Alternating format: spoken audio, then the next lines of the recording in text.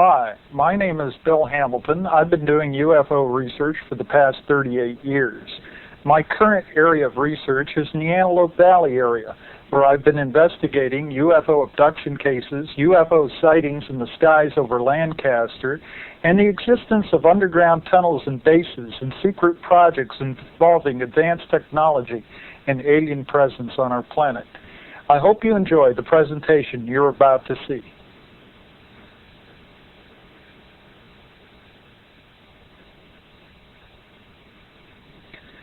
We want to go back in time here, first of all, to give you a little bit of background on the early crash retrievals.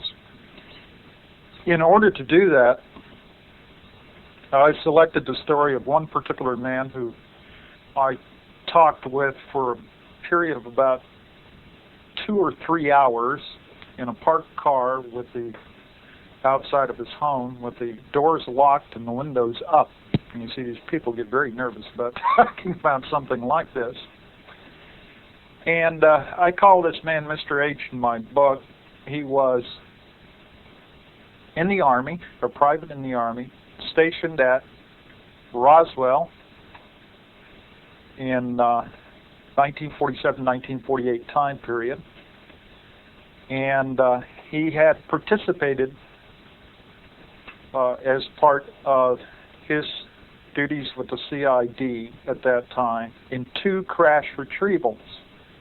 Not the early Roswell retrieval in 1947, but one that occurred, he said, in 1948 and in the following year in 1949, and both in the relative same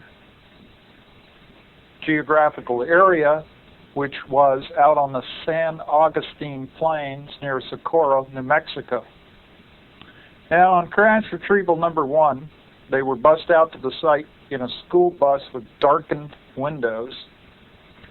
When they got there, they saw the disc was sitting on the ground. It was illuminated by floodlights.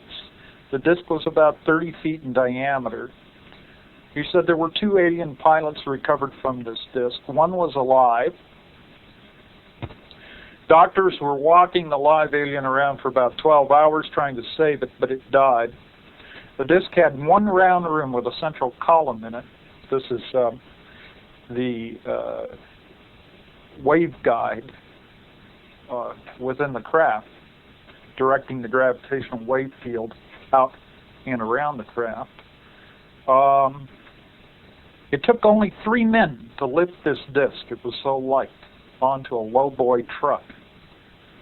And he accompanied this disc when it was transported overland to the Nevada test site at the Groom Lake Complex, which was a fledgling complex with only about 5 buildings out there at that particular time, no underground installations. When he arrived there for a debriefing. Now, one of the things he told me is they arrived at night, and when the truck lights fell on this one particular hangar, he was astonished to see 2 live aliens standing outside of the hangar. They were about 5.5 feet tall. The hangar doors were opening, and he could see that there was also a special opening to the sky within the hangar, and they were going to take the disc and store it in this hangar. And there were already discs stored inside of the hangar, I believe about 6 of them. This is absolutely amazing when you consider this was 1948. So there were previous recoveries, and they had taken these recoveries up to the Groom Lake Complex.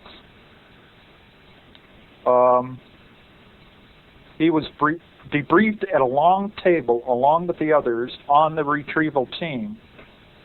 And something odd happened at the time that he was being debriefed. He was looking at the wall, and he saw pictures on the wall of at least representatives of 6 different alien types. And as he was looking at the wall, he saw coming through the wall, floating through it, one of the small EBE-type aliens holding a black box in the palm of his hand, of which Mr. H referred to this black box as an augmenter. He was amazed because he could see this alien floating right toward him, looking directly at him, and up to that point in time, having participated in this recovery, he was not alarmed, he wasn't upset or anything else, but this really upset him.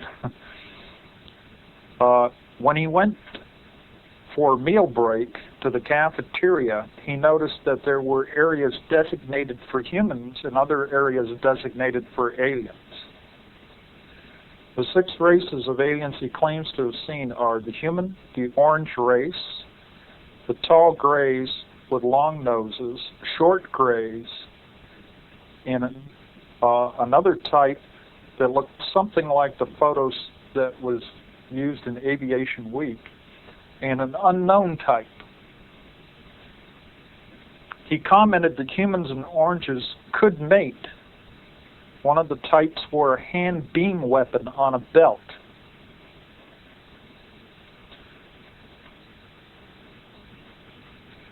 On crash retrieval number 2, the disc was approximately 100 feet in diameter. This was in 1949. There were 10 dead crew. They were about 5'8" in height. Their weight was no more than about 55 pounds. He carried one body from the craft and said it was dressed in a one-piece suit. He said they later found out that the suit was fastened on via Velcro-type fastening method. The big disc had a conveyor apparatus on the floor that moved the aliens around from one instrument location to another. One of the instruments appeared to be a gauge of some kind. The disc had rectangular partitions. It took 6 men to lift the disc onto the low boy truck. He said the metal could not be marred. He saw one other craft, but it was only by accident, and that was when he was briefly at Wright-Patterson. I believe a couple of years later, before his tour of duty was over. Now, in my crash retrieval file,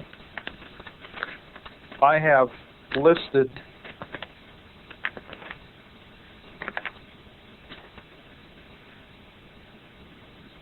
dates and locations of 25 crash retrievals.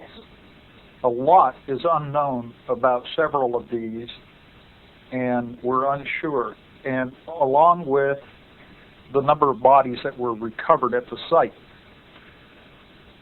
This is a kind of a collection of data, okay, about these crash retrievals that occurred from a number of investigators and researchers who had heard about one or another. So it's all just listed here without any attempt to validate whether there might be some false listings in here, okay? I feel Mr. H was very sincere about the events he participated in, and I heard a kind of a pattern that I have heard elsewhere among people who participated either in crash retrievals or on what I will call alien-related projects.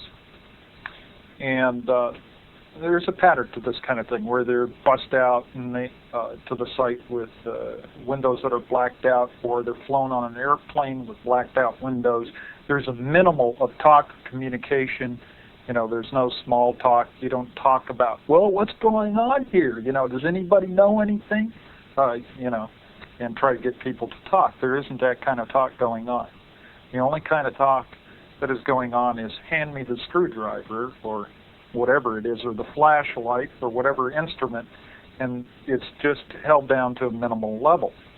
So naturally what I find out is that the people involved really know very little outside of their own particular tasks about what is going on, the big picture. Now the thing is, obviously it was becoming a problem accepting all of this. storing these craft, storing the bodies in buildings on the surface of the ground that would be vulnerable to all kinds of damage.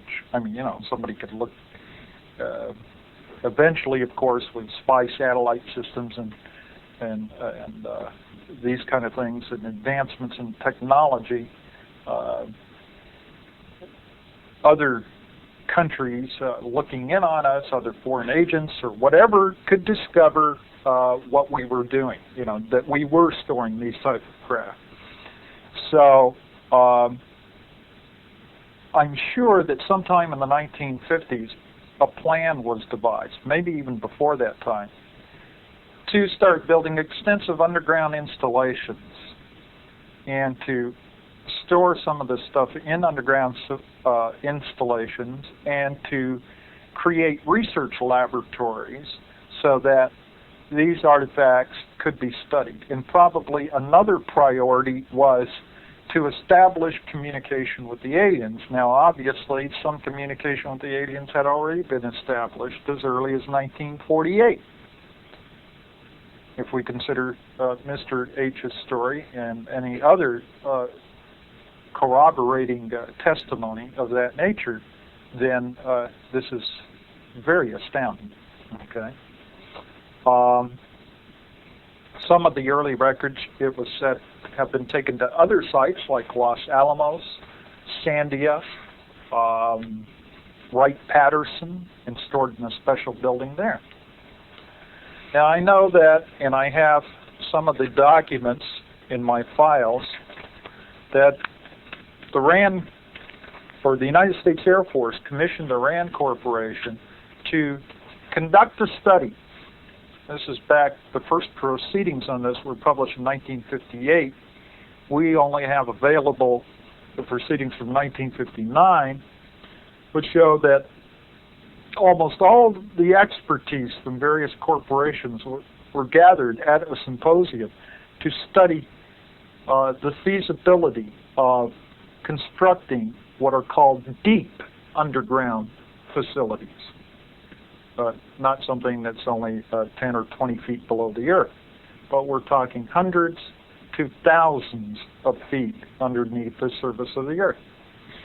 And in the proceedings, RAND concluded that not only was it feasible, but with advancements in tunnel boring and shaft sinking type of technology, we were virtually opening up a whole new world under the earth, similar to the exploration of the ocean, or the expansion of aviation, or the exploration of space. So it's absolutely fascinating, and of course the proceedings contain a lot of data about problems in the construction of these underground facilities, such as ventilation and pollution of the air supply, water supply, how to connect various galleries one to another, transportation systems. All kinds of things were figured out back in the 1950s. Also, we know that Area 51 had, as far as I can document or track it back, had some of the first underground facilities constructed there in 1951 by Navy Seabees, a battalion of Seabees that went in there to dig and create underground areas. And possibly, and 51, in fact, was a kind of a hallmark year in Air Force investigation of UFOs and what have you. So it just came to my mind that Area 51 also probably refers to the year 1951. One project, the so-called Project Red Light, was established up there at the Groom Lake Complex. And the red light, by the way, had a kind of a dual meaning. It had one of these things where it had several meanings to it. Of course, Nevada's known for its red lighthouses, so to speak, but The red light in this particular case dealt with something like heat lamps, because there was supposedly an area constructed, a habitat for a particular type of alien, in which they had to use these red and infrared lights in that particular area. So it's kind of interesting. At any rate, there is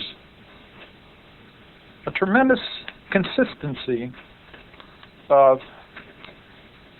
description that I have heard from various people concerning certain aspects of these underground facilities. And to give you a little bit more insight on that, one very famous underground facility is located at Mount Weather in Virginia, and it's located 47 miles west of Washington, D.C. in rural Virginia, and it's it was designated as part of the a federal relocation center as part of the Continuity of Government program. You know, it's very interesting. We don't know too much about this Continuity of Government program and their subterranean installations, other than a few publications about it that have come out. One of them, I believe I brought the article with me, was published in, it was the cover story in U.S. News and World Report on August 7, 1989, called America's Doomsday Project. And in here they detail what's called the Defense Mobilization Planning System Agency and special teams as part of the COG plan, equipped with war plans, military codes, and other essential data that would accompany each designated presidential successor to secret command posts around the country. And then it goes on to say, besides the president and other officials designated as successors, the Pentagon has developed COG plans for evacuating an additional 46 key officials at any time of the day or night. These 46 named in the Joint Emergency Evacuation Plan, or JEEP, would be moved by helicopter to bunkers and command posts. Each has been issued a JEEP-1 identification card.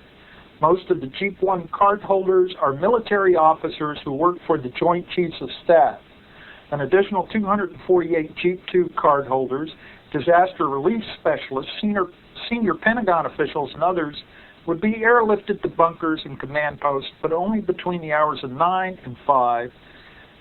An attack after business hours would mean JEEP-2 cardholders would have to get in their cars and drive to their designated locations. In all, more than 1,000 political and military officials have been deemed important enough for continued operations of government toward evacuation. And this is all managed by the Federal Emergency Management Agency, FEMA, and the Pentagon has divided the country in 10 different regions, among which there may be as many as 50 different fallout-resistant command post bunkers, each linked with the others by satellite, ground wave, and high-frequency transmissions. Theoretically, any secret command bunker could be used by the president or his successor during or after a nuclear strike, allowing COG planners to play the ultimate high-stakes shell game. So that's part of an article that came out that was very revealing. And then there is this other older article that was published in 1976 in the Progressive on Mount Weather, in which it gives a very interesting description, because we're going to hear similarities to this description related to bases connected with alien technology. Mount Weather was equipped with such amenities, now this is underground, as private apartments and dormitories, streets and sidewalks, cafeterias and hospitals, a water purification system, power plant, and general office buildings. The site includes a small lake fed by fresh water from underground springs.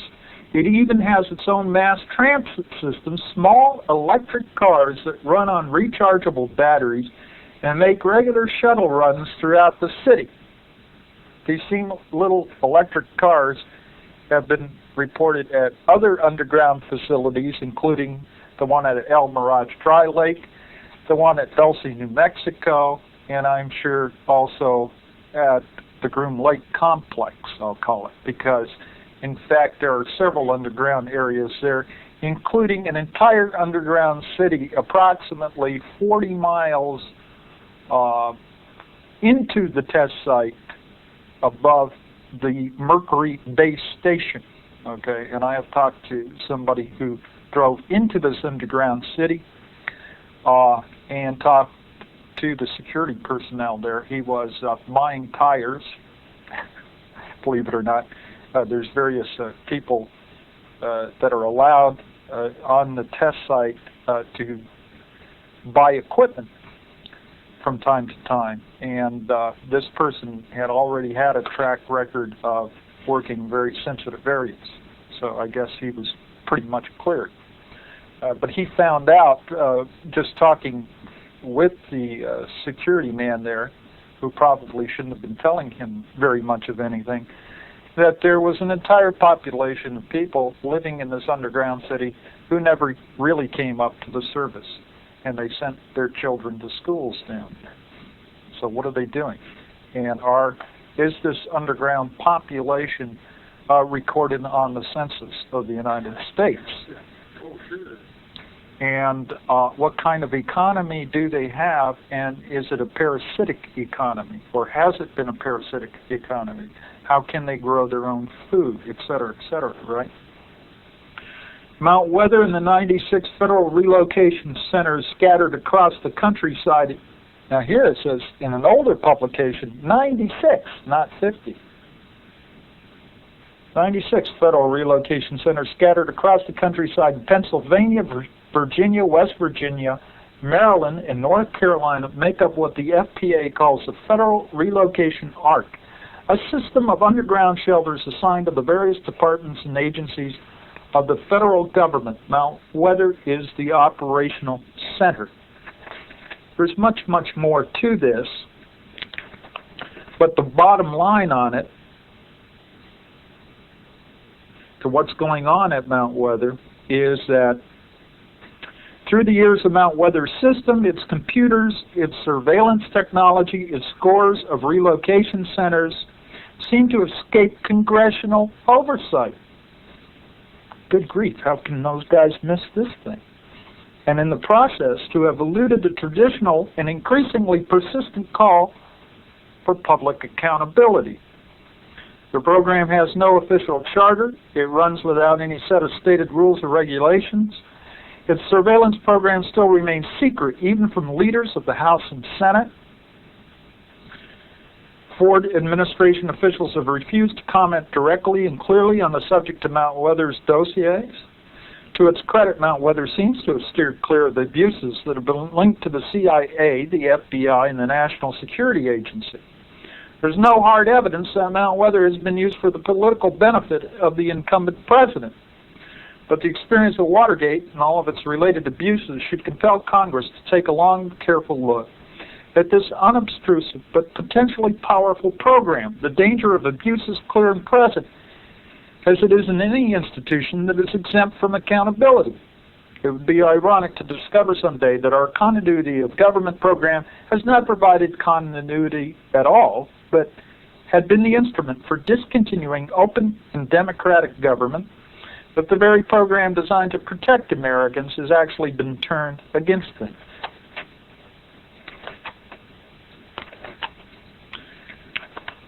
I'm going to talk now about another base, and I'll have you hold your questions because I'm going to provide time for questions and answers toward the end of this. And I think we're in here for how long? 2 hours? About 2 hours. Hour and 45 minutes. Okay. So we'll probably have about 30 to 45 minutes for questions and answers. But I do want to get some of this, impart some of this to you. Now, one of the particular installations that has interested me is this Northrop facility they call the Ant Hill, that's up in the Tehachapi Mountains, right up here in the Antelope Valley off of Highway 138. And since the summer of 1988, I've been investigating this facility and asking questions about it.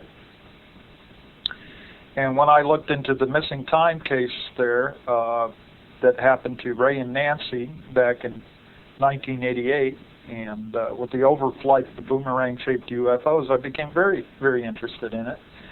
And then I heard a report that one local man who has a property on 170th Street West out there reports seeing the ground open up like a missile silo within the fenced perimeter. And he saw a flying saucer emerge from the silo and take off. Told a friend of mine about this, and later the Air Force Office of Special Investigation at Edwards, where the man worked, told him to shut up about what he had seen in the Tehachapis. I've since found out that the local man is known as Chuck and was a contractor on the underground tunnels at this secret facility. And the facility is codenamed the Ant Hill, just like ants making tunnels in the earth. The tunnels have round doorways with panels with red and green lights for ID and entry. There are no doors, but some kind of field is projected from cylinders embedded in the door wall. Tiny globes or orbs hover and followed Chuck and his crew around. These globes were referred to by the Air Force as probes and obviously employed levitation technology. Another friend of mine who I call my super snooper has been out to the Tehachapi site, and on 2 occasions in July and August of 1990 photographed the hovering orbs outside of the facility, and he described the orbs as sun golden color and brilliant. On the second occasion, he videotaped the movements of these orbs. These orbs have a tremendous luminosity, and they do not reflect this luminosity off the surrounding terrain. Now, what's really interesting about this is recently it was reported in Science Digest, which I subscribe to, that scientists had succeeded in shining a laser light through monoatomic gas, okay, because they had another laser tuned to a frequency which inhibited the quantum mechanical process of photon absorption of the monoatomic gas, all right? What this means is that all gases are tuned to, or I should say, all atoms are tuned to light frequency so that they can absorb photons of light and re-emit photons of light in scattered directions. Well, this was very interesting because the scientists went on to say they could see no limitation to this process. They could see no reason why they could not use a molecular gas or a liquid or a solid, and maybe, perhaps, someday shine a light through an obstruction like a wall. And I found this extremely interesting because, of course, we know about UFO light phenomena that has appeared over the years. The alien technology is such that they have a tremendous control over light phenomena. In fact, I have witnessed this myself back in, I think it was 1978, when apparently a UFO came flying down my street. Because it was flying down the street, I first took it to be a fire engine. In other words, it wasn't in the sky, it was flying down the street with red lights revolving and everything else. And it was only maybe a moment later that I realized I heard no sound at all, no motor sound, no siren or anything. And this thing whirled off to the left and I think started to ascend. And it wasn't but a minute later that a pulsating beam of light of some kind was coming down the chimney and was flashing in my fireplace, and I could see it, and the beam was truncated. See, if I took a flashlight and put a beam on that wall, that beam is not going to stop until it reaches the wall, right? And it's not going to stop in midair. So how can they, and these light beams have been seen to bend from UFOs. They have been seen to go out slowly, at a slow crawl, and they had an end to them. I mean, something like the lightsaber, right, in Star Wars. So here we have another light phenomena with these patrolling orbs, as I understand it, and they are sensors, they're surveillance orbs of some kind. And I have seen these orbs also myself in the mountains around that area, and many people have seen them patrolling around the Northrop facility, the Douglas facility, and the Lockheed facility. Now we have an informer. An informer came forth through an intermediary who worked at the Anthill on Project StarTalk. He comes forward and says, well, their work there was involved with lasers. He worked in a big building. It was about 350 feet or more. This building is embedded underground. He described a laser that goes through a tripod and strikes a mirror. The laser is modulated with a message as it strikes the mirror and it's sent into space. It's a guidance system to bring in UFOs. He also worked at the Douglas facility. He saw a UFO land and was taken down into an underground hangar. Inside the underground building is a huge computer complex. The workers wear white clothing and white socks, no shoes. The computers use a symbol language, and manuals indicate the codes to be entered. There is a large Lexan plastic screen in the room that displays various star systems and galaxies. A wax pencil is used to indicate targets for the laser. The technology is so far advanced that it is beyond our known engineering technology. Somehow the laser is accelerated beyond light speed and interdimensional. Security guards accompany all workers, even to the bathroom. His phone is tapped. It took him 2 years to get a high security clearance. Another man we nicknamed Gopher, another informant, is a brilliant computer specialist and works at even higher levels of security. He worked at the Anthill and also at Helendale, as well as the Nevada test site. The government paid for his divorce, alimony, and child support. He says that we are working with aliens and alien technology, and it scares the hell out of him. He makes $145,000 a year. He doesn't have a life of his own. He has seen reptilian aliens and grays. His work with white-skinned reptoids. Grays are strong and intelligent. He has also seen the orange race, a lot of them. These have been described to me by all informants as looking identical to the people portrayed on Alien Nation. I don't know what to make of that.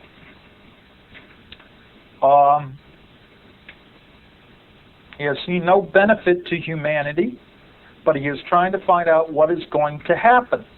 He is worried about what the future holds, says he foresees an alien war. They live in underground condos. They have swimming pools, saunas, and a gym. They have a parking lot underground. They work 14 to 16 days. They are not allowed to leave the country and must get permission to leave the state. The main control center is below Haystack Butte on the rocket test site near Edwards. A tunnel runs from Haystack Butte to the underground Anthill facility. He has also encountered and heard of a benevolent group that he only refers to as the Federation. Some of these are looking aliens who are trying to right to conditions on planet Earth. One of these he described as a tall blonde with a white jumpsuit and a green coat over it. He believes these are friendly beings. So we have a very complex situation going on here. One female, four male. Male. Now, just a couple of other items that kind of brought to mind. A little interlude here. We have an underground facility at the Tehachapi's. We have an underground facility at Douglas near El Mirage Dry Lake.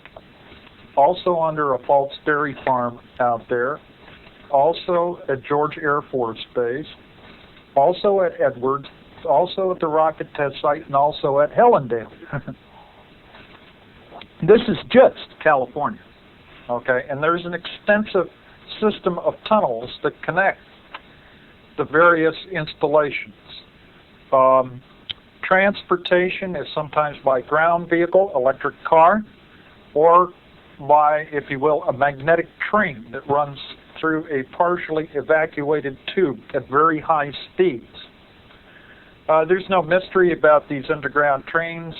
There is, I think his name is Frank Davidson. Well, I have his name here somewhere.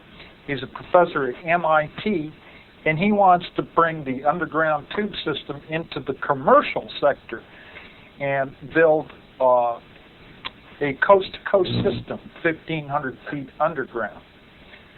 However, the military, government tube transit system and interlocking network of tunnels already exists all over the United States. Here's only a portion of them as revealed to us by insiders. And this is also published in my book of the Southwest area. And that may not be all of them. Recently we heard that one of the vertical shafts that intersects some of the tunnels was discovered by a man out there near Highway 395 back in 1985.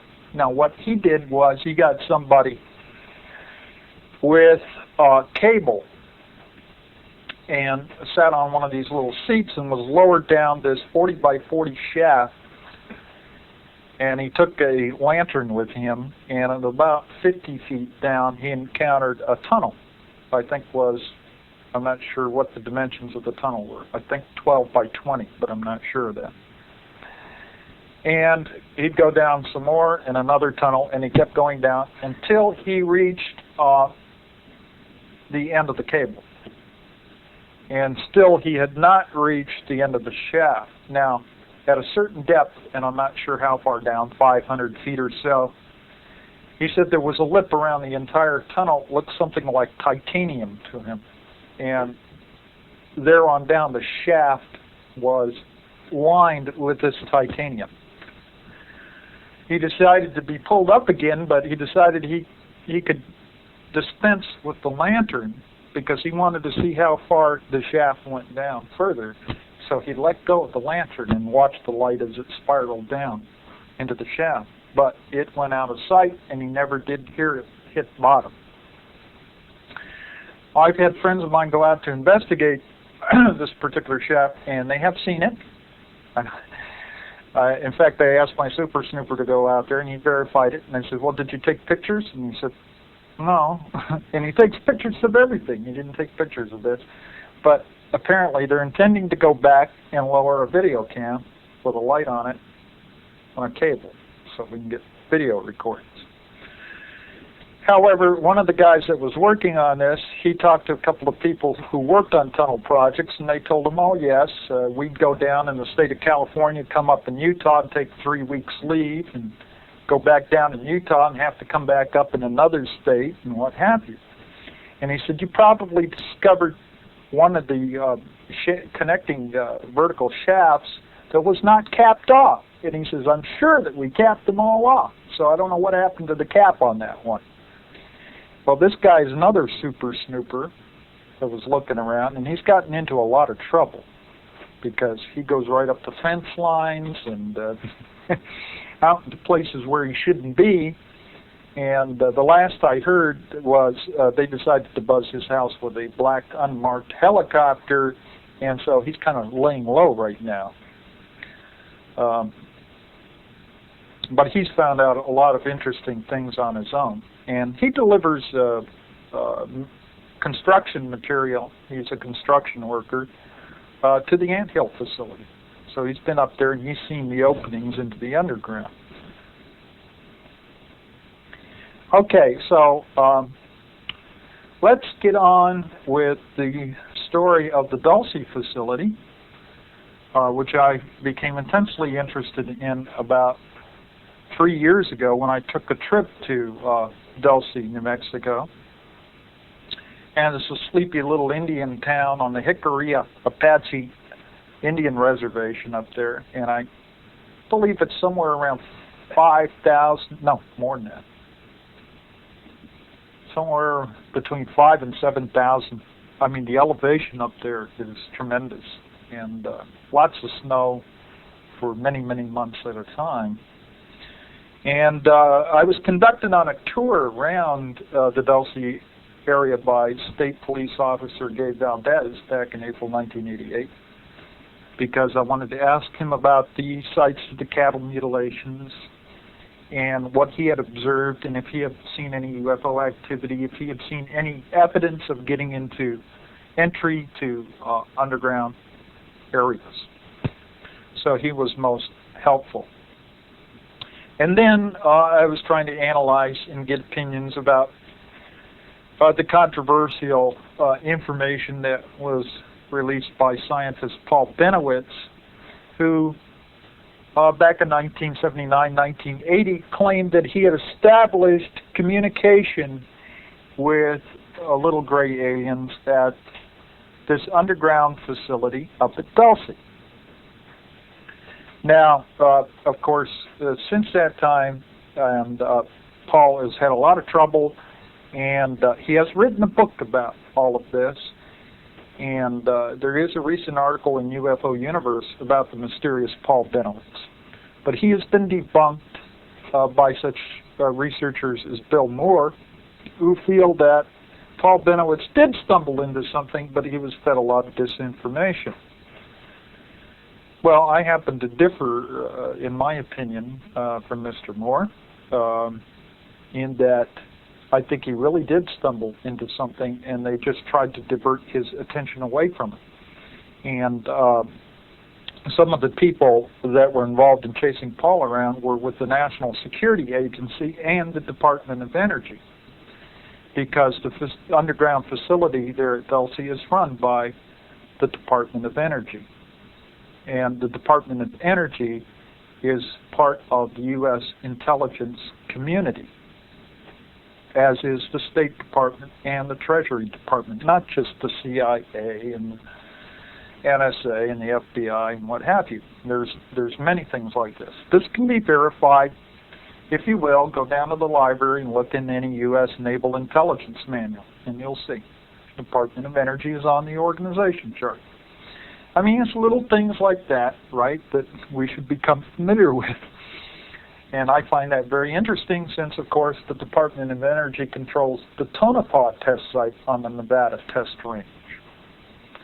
And probably several other areas that we would like to know about. Now, let me describe as Thomas, well, maybe I should tell you the story of Thomas C., and I do know his last name. I know where he was born, his date of birth, his social security number, everything. Okay, we're looking into all of this. This is a Xerox photo, although not a very good one, of Thomas C. Okay, taken back in 1979 when he was working at Section D.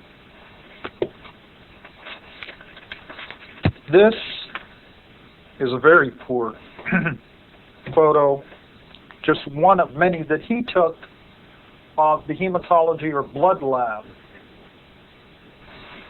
at the Dulce facility. I'm sorry it's such a poor copy. This is a drawing, you could look at this closer if you want, of level 1 of the Dulce complex. I have a drawing of all 7 levels. I've not been told to release the other 6 yet, because we have some key information here in case somebody else comes out, right, and says, well, there's this and this and this in these underground facilities and these coded colors on this level and everything else, right? You go, that's right, we got the baseline information here, and that correlates. How did you know that, right, unless you were there? Well, there was one thing we were sitting on concerning the elevator system. There's many things we're sitting on, but one of them was how the elevator system in this facility, right? And I was having a little conversation yesterday with Jim Cox about this man Connor, and suddenly Jim blurts out about the elevator system over at S4, and my jaw dropped when I realized that he said the same thing, and it was constructed in a similar fashion as to the one at Dulce. So I'm tending to believe that there is probably something quite substantial to this new case, and I'm eager to hear more about it so that I can evaluate it further. Let me give you a little verbal description here. It's a cylindrical underground facility consisting of 7 levels with radiating tunnels and transit systems.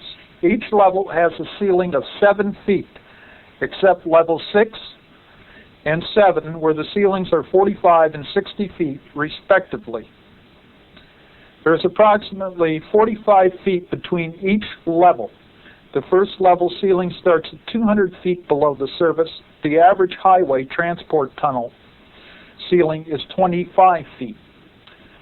The hub at the base is 3,000 feet across. The base extends 1,700 paved miles under northern New Mexico from Dulce to Los Alamos and has another 800 miles of tunnels running west. The base is still growing. 20 miles north of Dulce is a large hangar hidden by a facade of cliffs. The ventilation shafts are hidden by bushes or vents inside caves. There are 5 atop the Archuleta Mesa. Security cameras monitor these. There are many types of sensors: radar, infrared, microwave, electromagnetic ground wave, and satellite. Now I'm going to come back to this in a minute, but before I do, I want you to feel the reality of this story. And I'm going to read, if you'll bear with me, it's better if I read it as much as possible.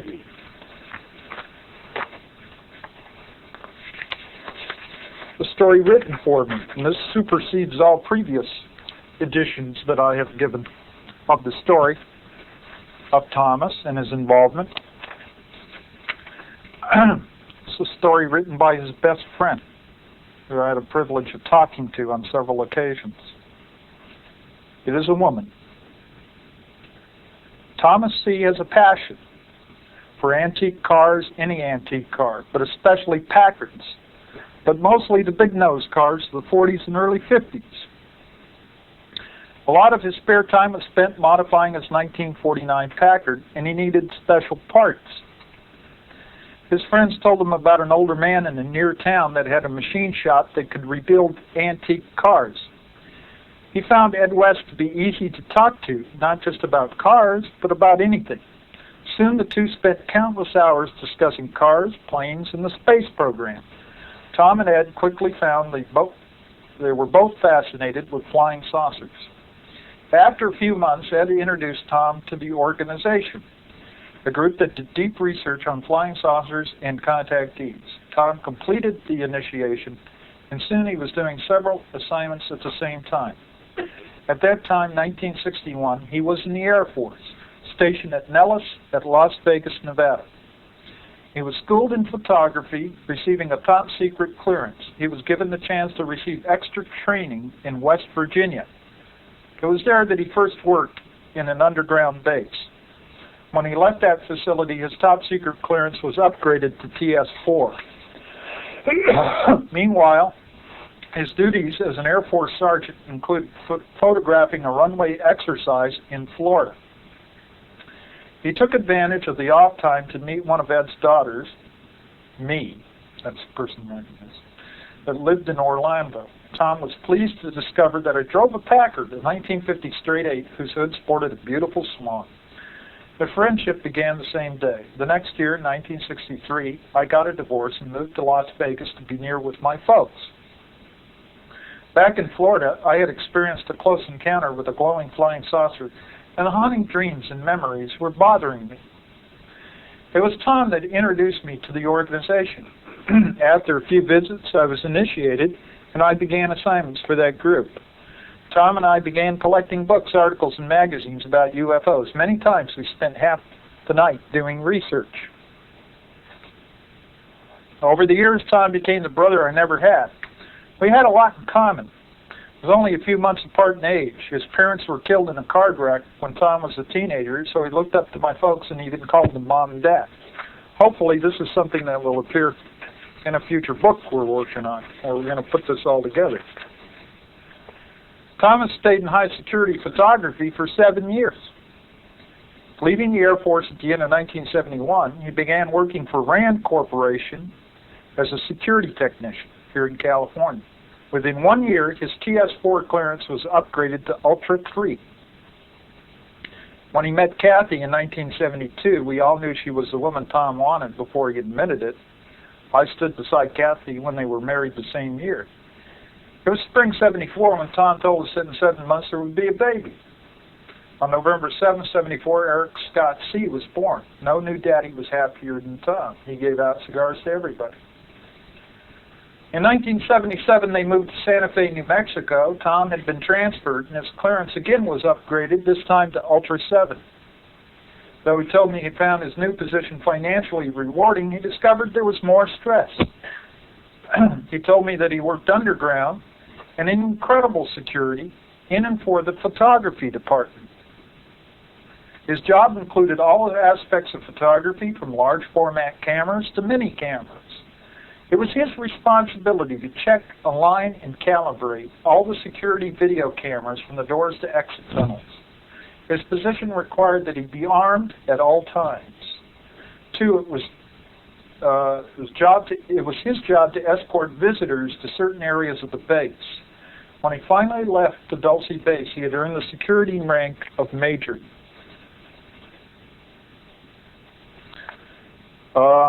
In the spring of 1979, I drove to Santa Fe and visited them. Tom seemed more tense than he used to be. I took him aside and asked him if something was wrong. He said he wished he could talk to me about the things at work that bothered him, but he couldn't go into detail because of his high security clearance. The day I left New Mexico, he pressed a folded piece of paper in my hand in a quiet way that no one else saw. He hugged me and whispered quietly, "Don't let anyone see this." I slipped it into my pocket. That night alone at the motel in Durango, I quietly opened the paper. There were 3 things on the yellow page: a sketch of an alien, an inverted triangle, and the name Dulce. I stared at the mysterious drawing, trying to figure out what it may mean.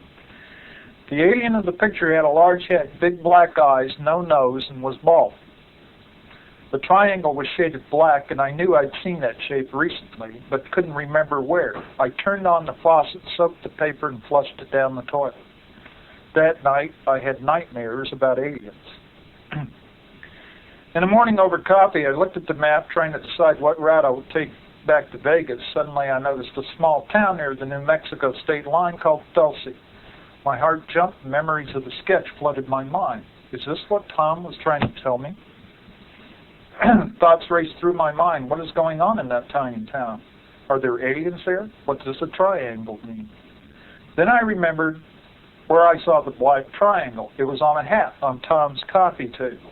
It was burnt orange with a black inverted triangle with gold bands cutting it in 3 sections like an upside-down T.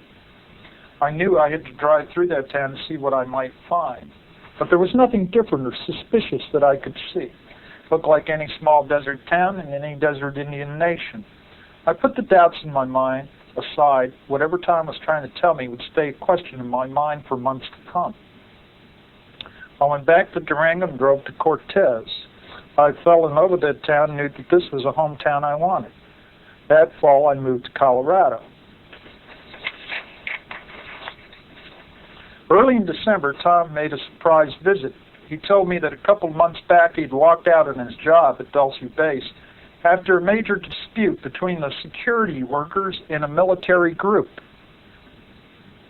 Tom said the security force used flash guns, but the military group was armed with machine guns. He said it was like a war with screaming and panic in all the tunnels. A lot of people died in the conflict. He wondered how the government will cover up all those deaths. He told me to watch for it in the newspaper. In February 1980, the media reported on a prison riot near Los Alamos, resulted in many prisoners dead. True prison story or Dulce War's cover-up? Tom admitted he was in trouble.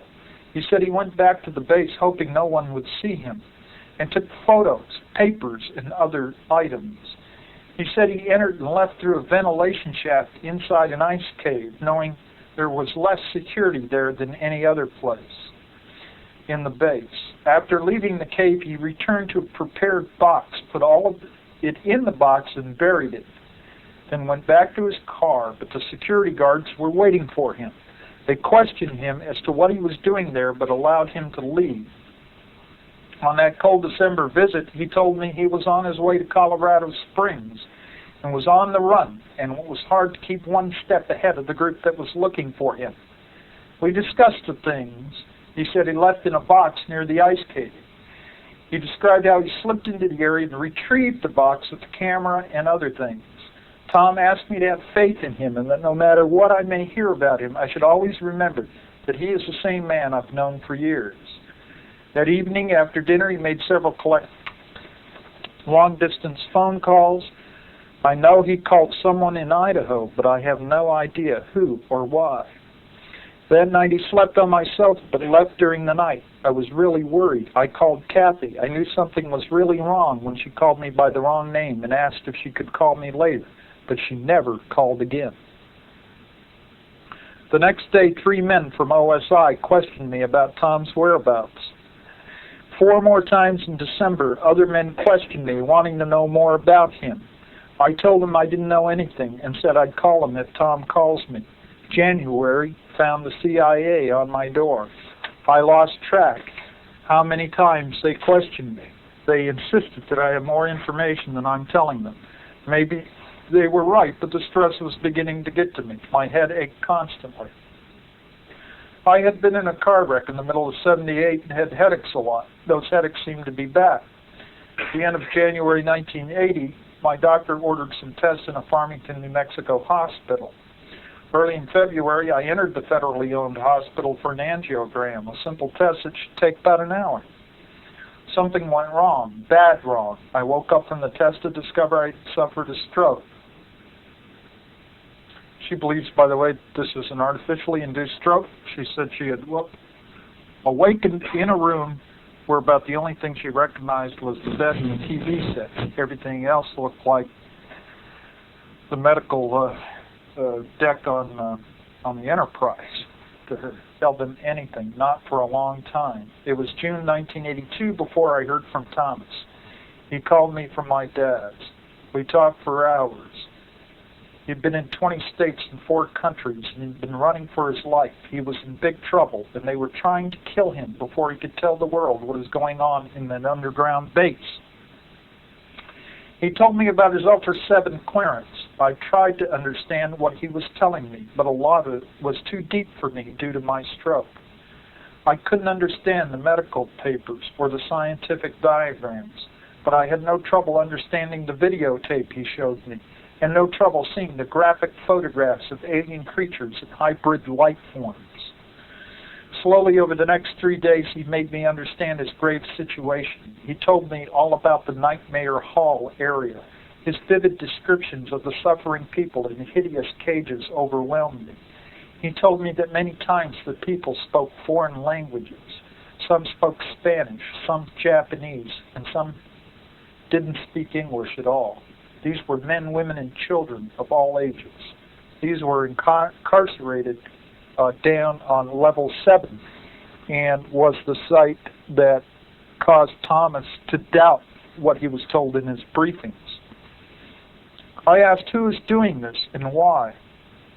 Tom told me that our government has a treaty with an alien country, and the aliens have been on this earth for countless centuries. He showed me pages of alien-written material in the translated papers. I was horrified and terrified when the abominable truth sunk into my reeling brain. I've known Tom for many years and have never had a reason to doubt his word. When he told me that Kathy and Eric had been kidnapped and were being held in the subterranean base, I knew he was telling me the truth. He asked me if I would help him. There was no hesitation. I would do anything I could. He needed a safe place to hide all the original papers that he took from the Dulce base and the other things he gathered to prove there was an alien conspiracy. I knew the perfect hiding place. Well, the rest of this is they had all the material put in a container, went to an associate at EG&G and had it specially wrapped. Then they took a road off into the desert, into rugged territories near a mountain, went up about 6,000 feet, and buried it at a certain location at the foot of this mountain.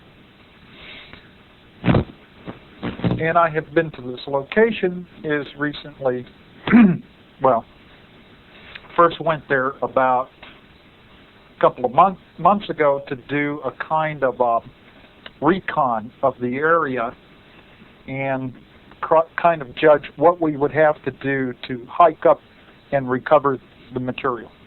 Thomas has now authorized us to recover this material and make it known to the public.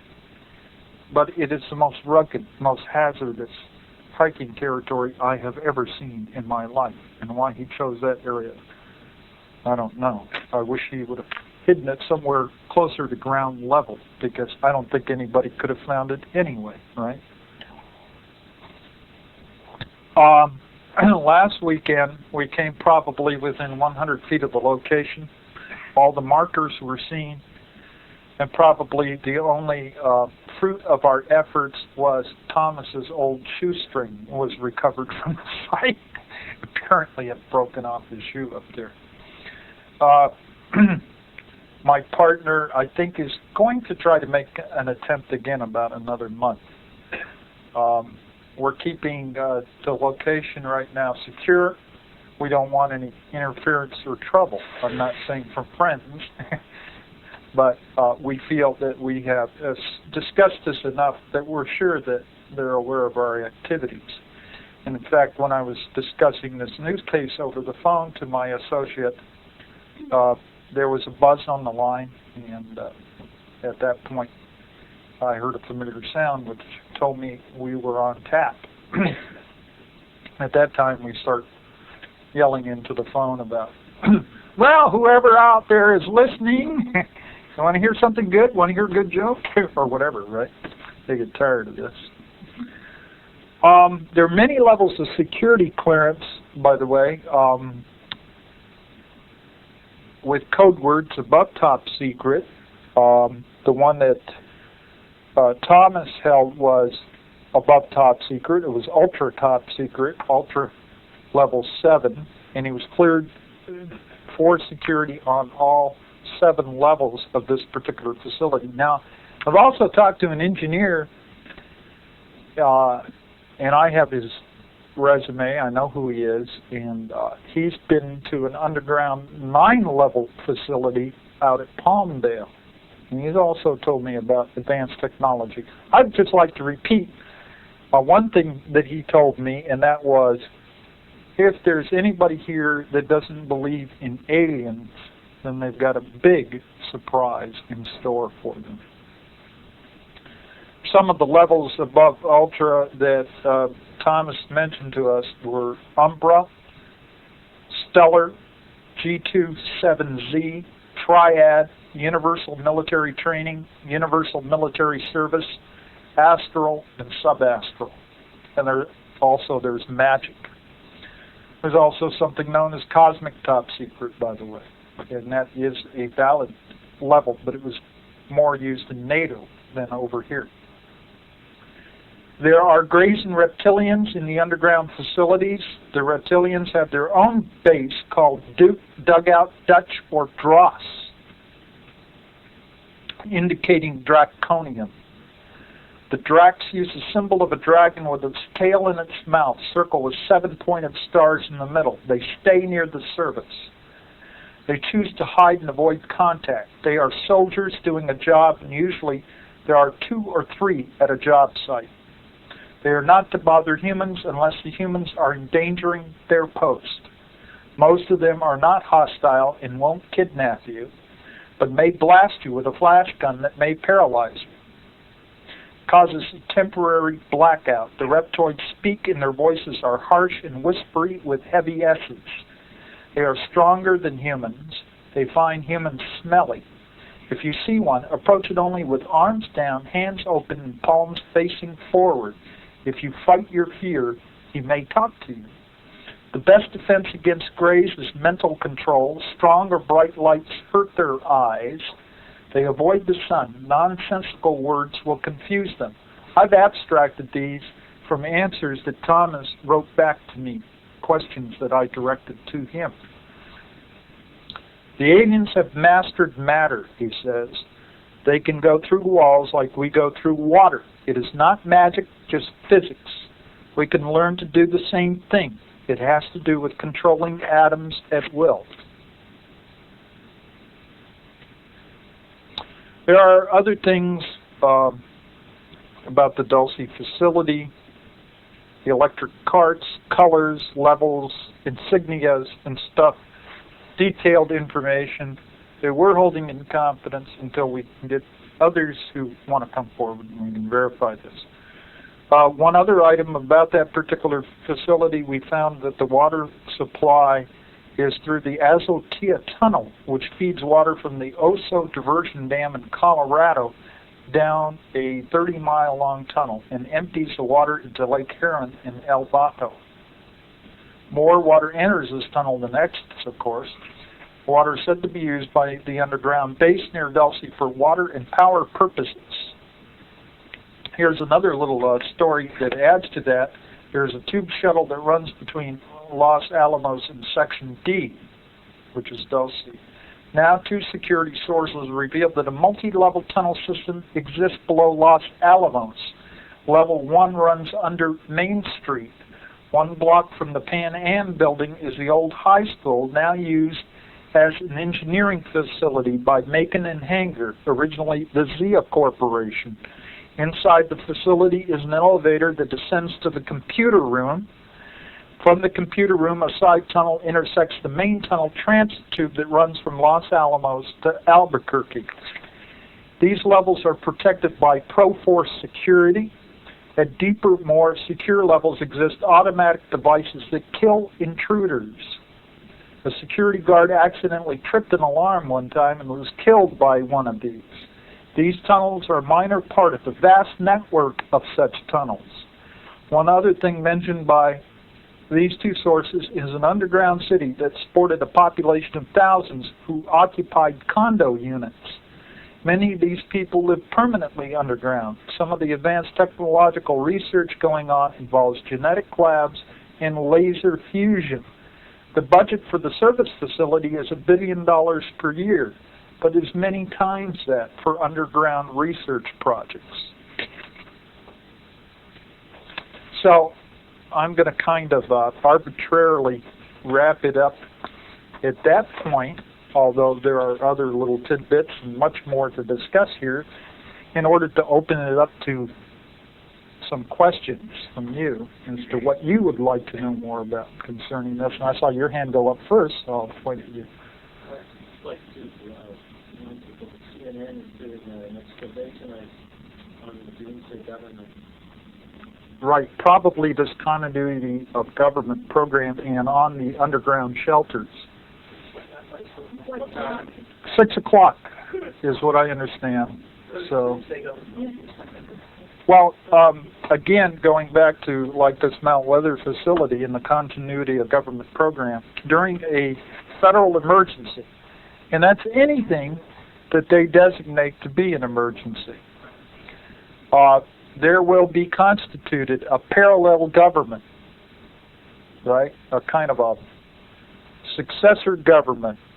That is, if they can't get these officials, whatever people, have that clearance card down into the underground shelters, they have people who are designated to replace them and continue the operation of government. There's probably much, much, much more to it than that. There was a senator that brushed on that, I think, during the North proceedings, and he was cut off. That's on video. He asked about the alternative constitution that North Dakota were set up that was part of an alternative governmental fund, and he was just quieted by the head of the panel.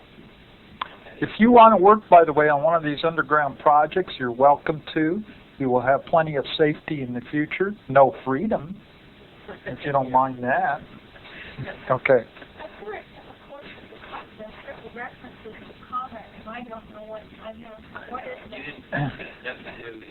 Yeah, that's a brand new issue. This is allegedly a secure.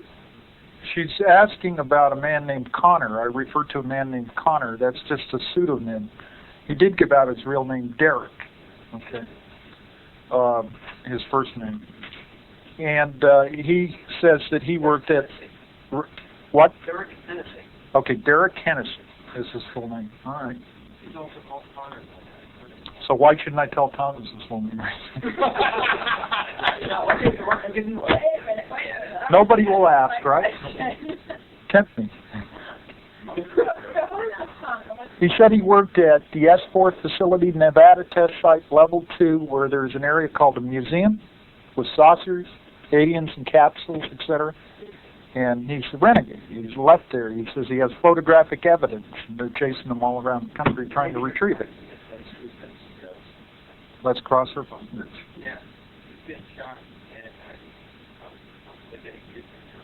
So how many people are in this room are going to be real up close to him so you can listen to what he says? Huh? When the bomb goes off in the room, huh? Out there. All right.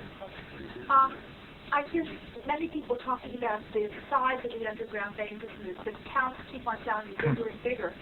But yet, I don't hear everyday people that do hauling jobs and pull dirt away and deliver construction equipment. Like the Alaska pipeline, everyone that did that kind of work was gone for a year. They were up there making that money. Right. These things are so huge that they just don't put people in the CIA and have them dig tunnels. No. Where did the people that actually do the hard work? I have met construction workers that work on the tunnel project. Enough of them to account for it. That's what No, just a few. Just a few. Right. Right. They do more work than their cost.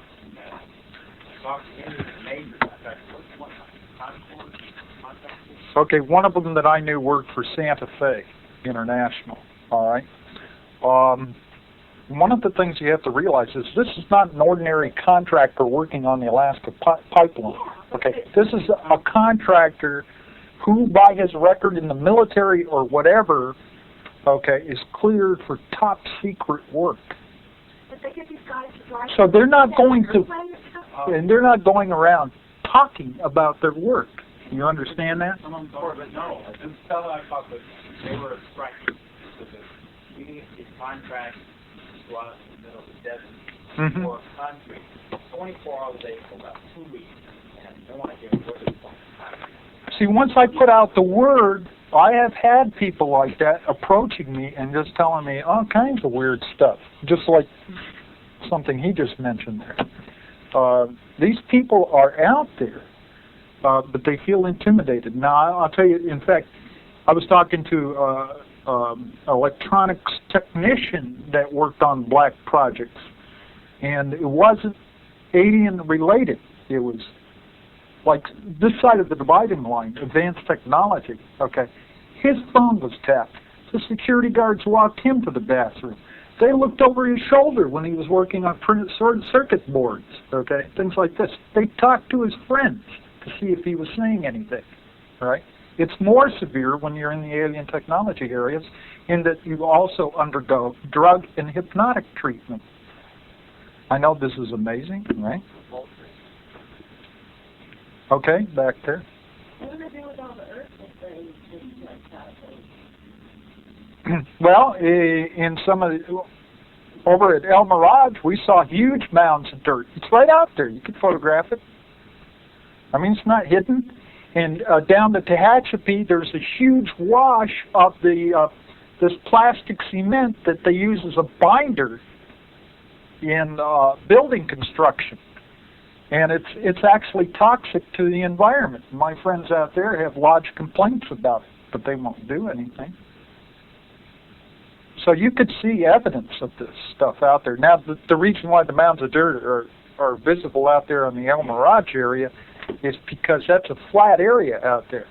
And you could see this huge movable building at the Douglas facility, and this building moves like on, whether it's on rails or wheels or whatever, but there's a huge crane inside this building, and it's lowering stuff into the underground facility.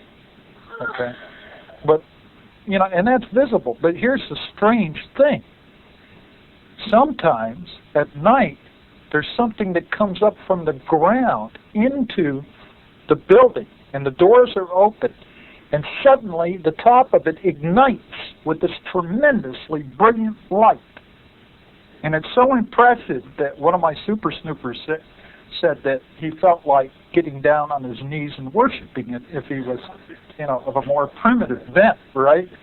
Because the interior of this building, he said, remained dark. You know, if you turn on the light in the room, see all the light reflecting off the walls? Right? So, definitely eyewitness evidence of advanced technology in a known aerospace company complex. I have a question. I've read a number of instances that there was a very, very deep underground, very deep homes. Would they be connecting with these? Well, if during the course of the construction, I'm sure that if they ran across any of these and they were still usable, they'd probably try to make use of them. But I've heard that there are more of those down in South America. And there may be some up here in North America. I don't know. I know it's hard to say any thoughts on speculation since there's so much in hard facts and it's obvious reasons, but is there any indication of what the Soul National Plan is about? I don't know. I keep thinking about the movie Star Wars. You know. There is something. Let's call it this. We hear a lot of things, you know. Alternative 3, by the way, which was an April Fool's joke, at least the television broadcast, it was done on April 1st, by the way, all with actors. Some people are asserting otherwise, okay? But there is a concept given that I think is legitimate in the Alternative 3 concept, that there is some kind of a crisis, okay, like say the ozone depletion or whatever. What are our options? And there were 3 options given. Alternative 2 was to build underground shelters. Alternative 3 is to get off the planet, live somewhere else, live on another planet, terraform Mars or whatever, right? Well, I'm just saying, in a particular case where there was some kind of a crisis happening. Now, the rumors that I hear, and they're only rumors, so I don't want to panic anybody and say, oh, the sky is falling. Maybe it's not. I don't know. All right? But we've heard a number of things, and we had one informant who I guess the FBI cut off. He was with NASA, got a secret observatory out there, and he was feeding us stuff, including, I've got a Xerox of a photograph of some of the things. artificial objects they were photographing in the high atmosphere, but every time I get a line, like on Project Star Talk, the FBI comes along. They don't bother me, see? They go to my sources and snip the line there. Well, they're using you as a magnet to find you. Right. Who's talking? They're going to Hamilton or somebody else, right? You know. So I'm not the only one, you know, getting these kind of informants. See. But I would speculate that there is what I call the terrible truth. This is what I told Linda Howe. You know, she and I spend a lot of time speculating. By the way, we try to keep it out of the public arena. There's a few things where we throw back and forth and we speculate. But I speculate there's something called a terrible truth that's at the bottom of all this. And I know my partner has either been told this terrible truth or something close to him, and he won't even tell me. You know, he was visited, and in the past he's been in security projects, and he's been briefed. But the briefings he had was all nice and loyalty and all this stuff. But when he got visited by these two agents from Washington, they laid this terrible truth out on him, and he doesn't even want to put his mind on it. And this is a guy I know deals with all kinds of bizarre realities and had a direct encounter with a 7-foot-tall reptilian humanoid, okay? And yet he says he doesn't want to put his attention on what they told him because it deals severe psychological damage. What the hell does he mean by that? See? So there's some kind of terrible truth. They'll go to any length. What about the two? Any future prophecies that were delivered like the free angels to the children, and they have little prophecies, and the Pope has this information. I don't know. I could say without prophecy, you know, and I don't know how much stock to put in prophecy, but let's talk about prediction. I mean, there's certain trends that are going on right now. We're headed toward an eco-catastrophe. I'm certain of that.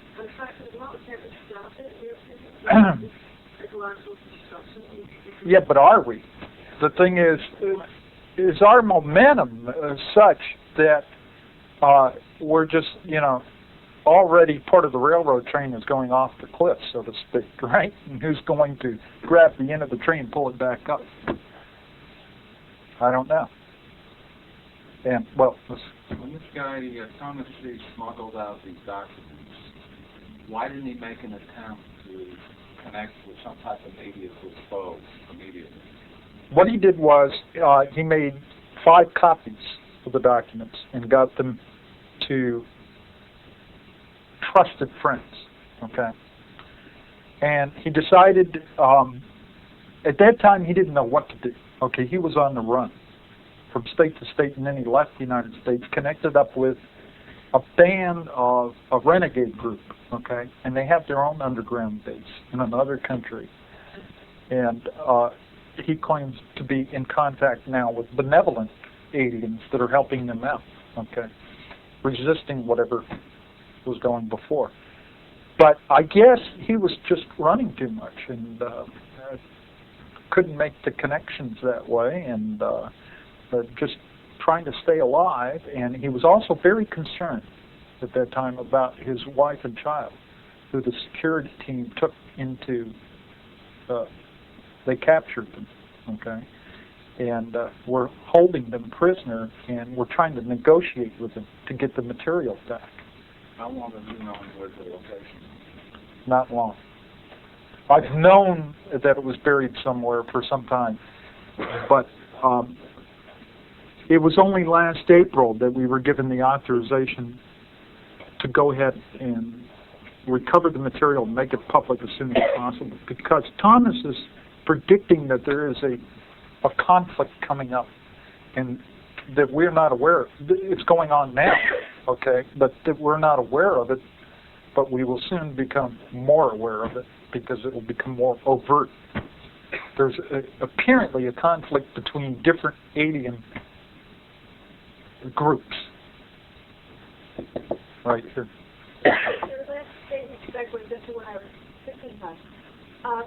Several speakers or groups expressed they feel there is a timetable either the big 90 they refer to or something within the next few years. Have your sources confirmed that sense of a timetable or schedule? Well, the year that I've been hearing about for the past 10 or 11 years now is beginning in 1992. Okay, we're going to see a lot of things breaking out, all hell breaking loose. You know, a lot of sightings, abductions. I don't know what the heck is going to be going on. Right? So what should we do?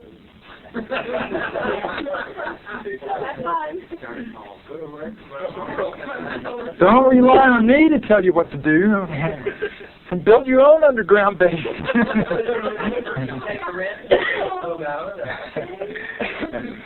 Okay, another question here. Let me check the I time. have a quick observation followed by a question. I was very impressed both this time and in your earlier talk. Birds were light, bright light that doesn't illuminate around it. It happens when I was 16, Farm Road in Texas in the middle of the night. I saw such a phenomenon. I never forget how impressed I was and how absolutely unchanged it was. I passed it the first time and it was so great. So we drove back up to it and took a closer look. So I know for a fact that can occur. You know, I just saw it that one time. But here's my question. This story that you read was quite interesting. On the other hand, there are people with very good imaginations about it, and I wonder if you had taken the other step of taking into the history, present condition, and mental stability of the author that wants to bear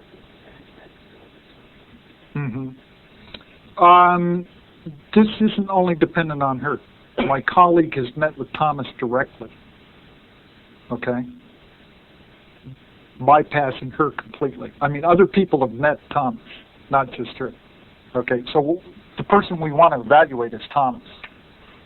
Because he's the one telling the story, not particularly her. I mean, here, she's just trying to tell her side of the story.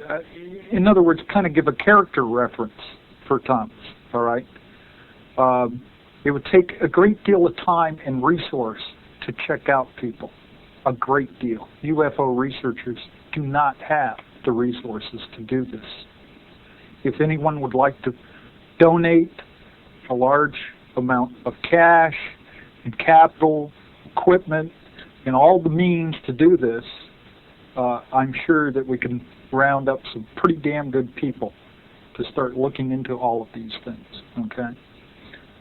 If I hadn't, so I'm limited to contacting a number of people to see if other people are telling similar stories, which they are, and if there's a pattern to these stories. In other words, has one person seen something and can describe something who's an independent witness, being that he's not in contact with this other source at all, okay, and relate the same type of information.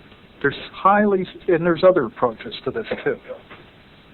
I see most of the analysis on both parts of the close in the public is what I witnessed working in facilities were pointing at the front door of these underground bases. That's the more we find out people are that we're directly in the spaces, the public, Right. But here's the key. Here's the key. I mean, we don't even have to believe these people, okay? We know the sites of these underground bases. And we have people hanging around these sites. And what they see coming out of there and going into there is unmistakable. Okay? Go ahead. We know about blood running underneath in the tubes, and which countries are the tubes being exposed to? Which countries? Which countries? Okay, I'm not aware of which countries they go to. I saw a map Hooker that showed tubes around the world. Was that? I have no idea. I'll tell you what, the network of tunnels that we have mapped out are merely here in the southwestern United States. Okay? And they could have similar in the eastern United States. Beyond that, I have maps that show No information. parts of Canada and down to Mexico. It's strictly North So, yeah, there are other possibilities here. I just don't have the data. South American map. Okay. Say you get the survey, and you want to go public with this. Would any Fox or anybody accept this, or would the government just say forget it? Yeah, we have Nippon Television that's real eager to get it. They're all been waiting for it. Right. Is that right? Yeah.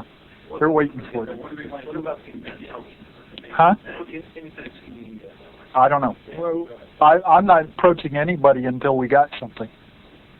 Okay. I know you thought about running the, is that one, the flagship on Sedona. In Secret Canyon, yes. In fact, Secret Canyon is the only other place that I've seen the jumpers, the vehicles that I've described in my talk, jumping from position to position, which we see out over in Lancaster skies. The only other place I've seen them is out over Sedona. They strobe and they jump from position to position. Just a second. One clarity on what you said, a 9-level underground station you mentioned briefly was where? Palmdale. Palmdale. Right. And I believe it was under the area of Air Force Plant 42 out there. They're all socialist and or a complete list? No. Hey, this goes on and on. I mean, I've been approached by ex-Air Force officers who told me, yeah, I've been in underground bases, and engineers, Boeing engineers, Lockheed engineers, technicians. Hey, it's starting to add up. It's starting to add up. One thing I've heard was George Bush, when they had the war over there, and George Bush was on vacation. He asked him, George, you're sitting here on vacation, how are you going to know what's going on the world? He said, you can be sure that I have facilities here in my vacation site to know what's going on around the world. I show you that little cabin sitting up in the mountain. It's got to have some tunnel system drawing right up to it. Well, okay, let's have about 3 more questions. Go back to the Hatchapee or Base area of Palmdale. Is there anything we can see driving around? Sometimes. There's no guarantee, but sometimes. A lot of times we see the jumpers out there, frequently. I can give you a verbal description, but the thing is, you probably wouldn't know unless I started pointing out to you what it was doing. And you need binoculars, okay? And you need to steady the binoculars either on a tripod or on a surface of some kind so they don't jitter around. But they're out there. And there's other things out there that are quite obvious, but more infrequent. Was another question? We have a tunnel in Hawaii, I think, on the island of Oahu, and I found that out. That doesn't surprise me anymore. Okay, how much time do we have? 10 minutes. Oh, didn't know we. Okay, we can go on. Say again. What's the flight level? Where's the operate?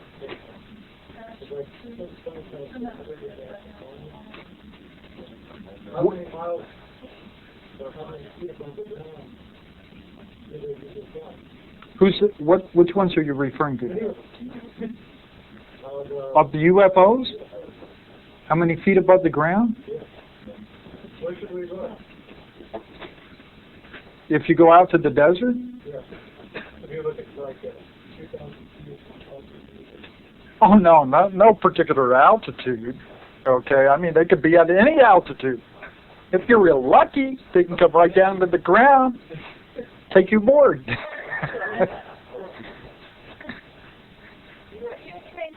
Put out their little tractor beam.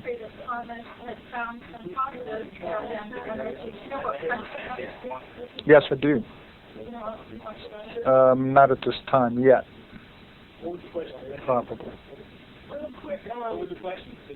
Okay, the question was what foreign country is Thomas living in now?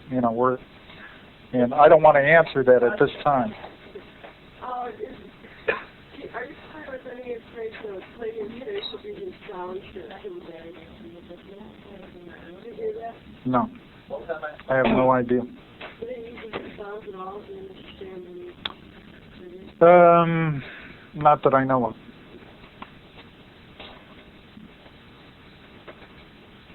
So, any more questions anybody has?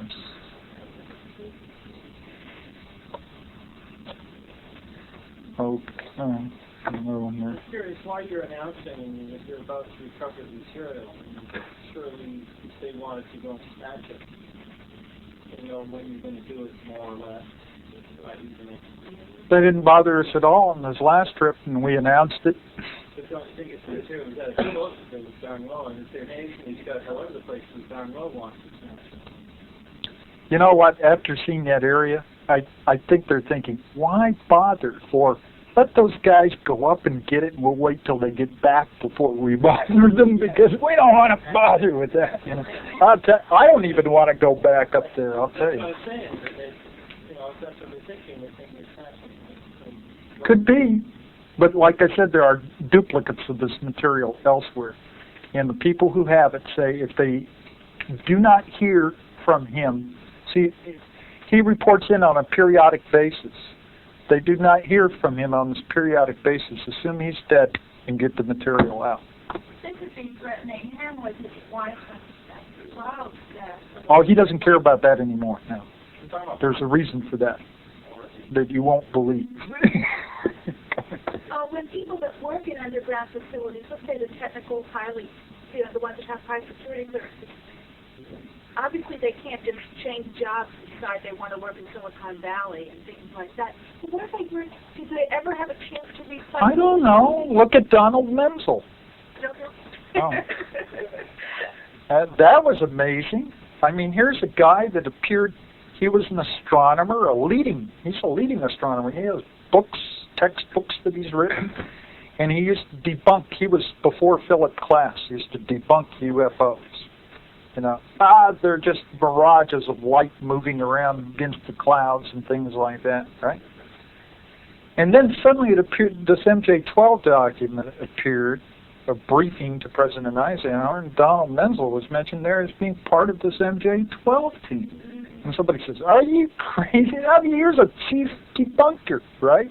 And Stan Friedman started looking into his background, and here's a guy who was with the National Security Agency, had a top secret clearance, knew all kinds of classified information, and hardly anybody knew about it. Working in the public sector, see? So you don't know who might be working there. In fact, the guy showed up at the real estate office out in Victorville, and he heard the woman there who had my book mention Dulcie. And the guy turned white, and he said, where'd you hear about Dulcie? He says, I never knew that was made public, you know, like that. Okay. Yeah, what do you think about this? Undecided. I think that there is such an organization. Yeah. What was particular about Dulcie? How many people died? What was the conflict and so on? I think it was reported that 66 died. It was 1979. By the way, any data that Bill Cooper's been putting out about this is all screwed up. Because he didn't see it in the documents, he got that information from us. And then he changed it. And I resent that. Let me clarify. So Cooper said Yeah. the fight between the aliens and us. Well, he changed all kinds of things about that particular. I'm just telling you what the original information is, and it just seems like every time it gets into Cooper's hands, it gets all twisted out of shape. I don't understand that. We don't know. Who was fighting? Between two levels. It was between the security group and a military group down there. Our security? Now, I heard something. Yeah, humans. But the security group, like Thomas's group, was armed with alien flash weapons. Okay? This has been described to me as having several settings. But it's an invisible beam that hits a person And when it hits the person, there's a flash. Okay? And the person falls unconscious. At higher setting, he's dead. That's what the flash gun is. Yeah. Do you believe that the bullshit is coming around year 2000? These are things I've studied for years, and all I can say about that is I'm halfway convinced that there has been a major pole shift in the past. And, you know, there's been evidence for a catastrophic shifting of the Earth's poles on its axis. You know, it's the orientation of the axis of the Earth is what they're talking about here. So it's possible again. But when is a big question. The planets line up about 2010, and that's pretty young stuff. It's happened about 5,000 years ago, and it's really less than that.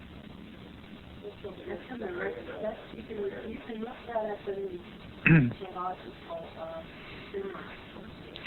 Well, whatever the nature of the threat is, or the coming catastrophe, if there is a coming catastrophe, something has been planned to shelter people underground.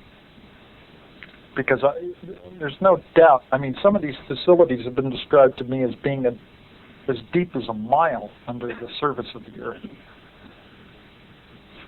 Who's funding these underground construction? I thought it came out of your pocket. You and me, right? We're funding it. Who? They were held in captivity and used for experiments. He's writing them off.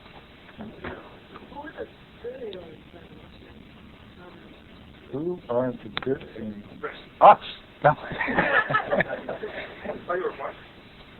Now, the good aliens appear to be Nordic human types, similar to apparently ones that I encountered back years ago.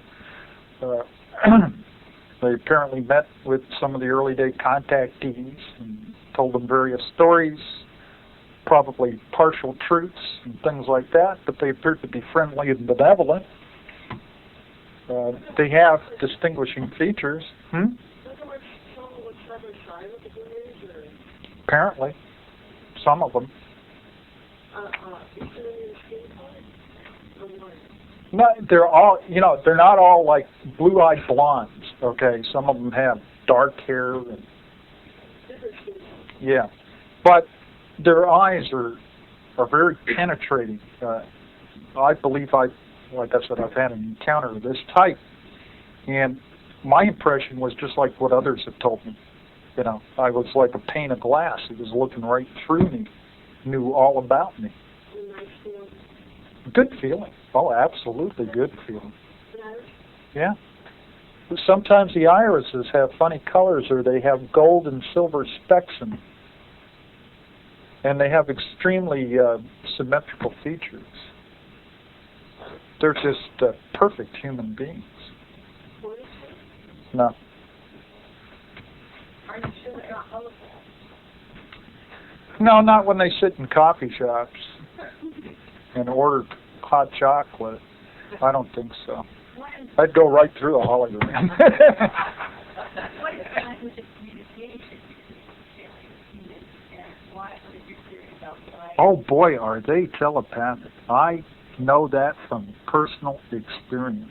And with humans?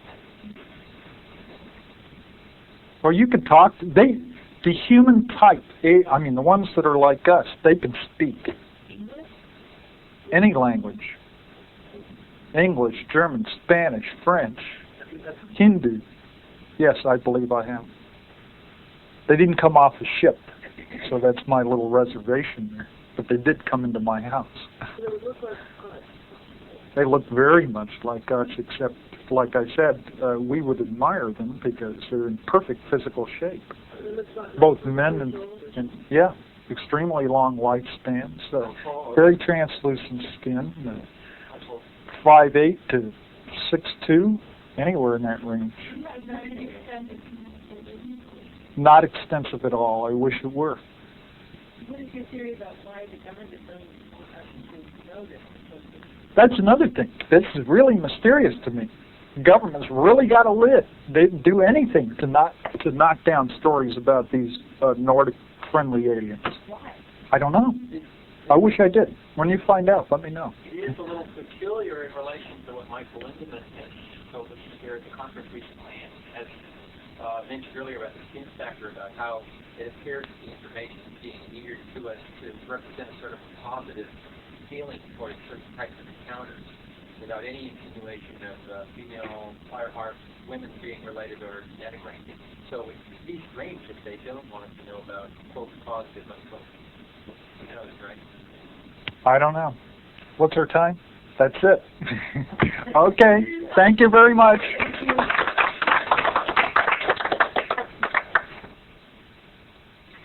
I know more of you would want to contact me for more information about my activities or my monthly meetings in Lancaster, and you can contact me at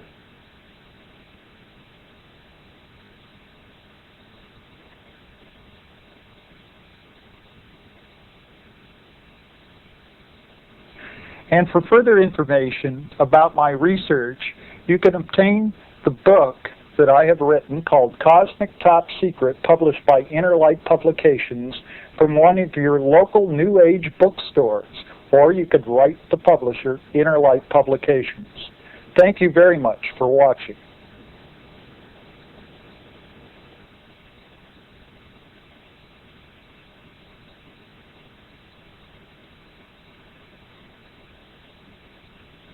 Hi, I'm John Lear. I'm a captain for a major cargo carrier. Please join me with Linda Moulton Howe on One-on-One. My name is Bill Hamilton. I am a UFO researcher and investigator. I investigate UFO sightings, abduction cases, crash retrieval events, and underground activity. You can see me on tape with Linda Moulton Howe on One-on-One.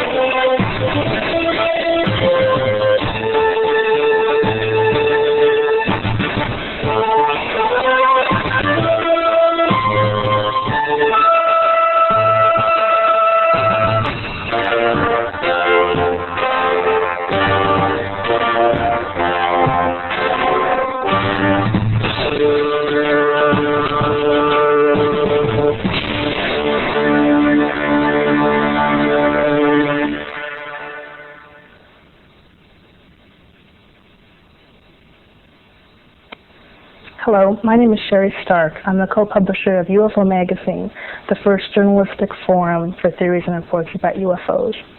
When Vicki Cooper and I started the magazine in 1986, there was very little, if any, serious reporting on the subject. Basically, it was your tabloid coverage or occasionally a cursory or a comic relief mention in the mainstream press. Since that time, there has been growing public interest in the subject, starting with a couple of best-selling books, and there have been documentaries, and there have been talk show guests, and a lot of interest and a lot of types of information out there about the subject. But in some senses, it's even more confusing because there are so many different kinds of information that are subjective that the general public often is turned off to the subject as a whole.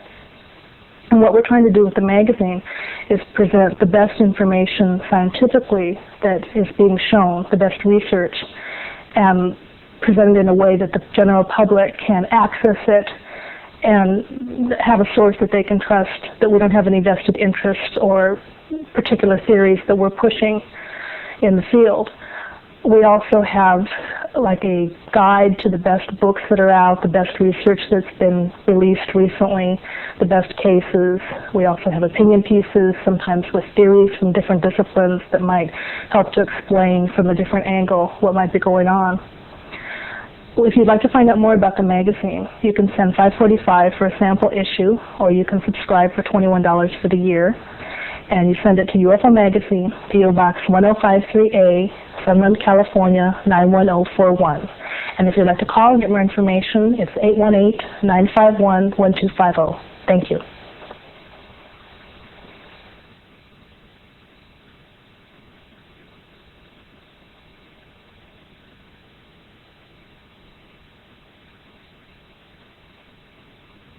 This has been a presentation of Lightworks Audio and Video.